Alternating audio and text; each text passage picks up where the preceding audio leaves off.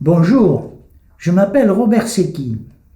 Figurez-vous qu'il m'est venu à l'idée de vous parler de mon activité qui m'est très chère, qui a été d'ailleurs salutaire pour moi, sur le plan mental et sur le plan physique. Il s'agit de quoi? Eh bien, il s'agit de la peinture.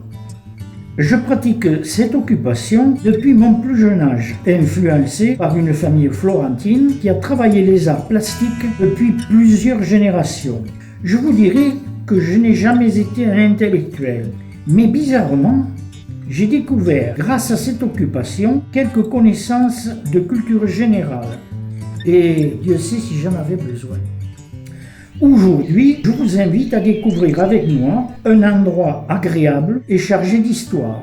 Il s'agit du canal du Midi dans le sud de la France. Le canal du Midi, c'est une histoire de fou. Pourquoi creuser un canal sans avoir de l'eau à profusion? Cette question s'est posée depuis l'époque romaine. Au XVIIe siècle, Paul Riquet, qui était un homme de génie, a trouvé la solution.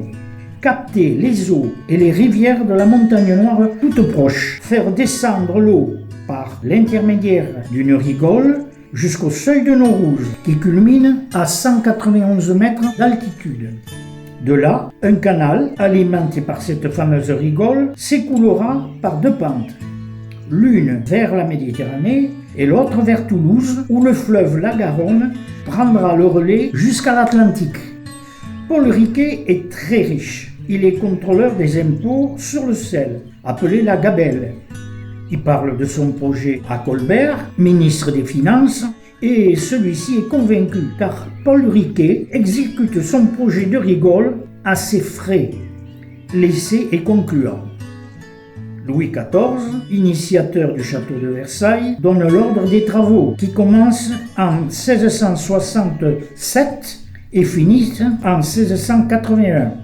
Il a fallu 12 000 ouvriers armés de pioches, de pelles et de chariots pour tracer cette voie d'eau sur 240 km de longueur. Et les intérêts sont multiples. D'abord financiers, économiques, sociaux et même militaires. Aujourd'hui, le canal est fréquenté par des touristes du monde entier.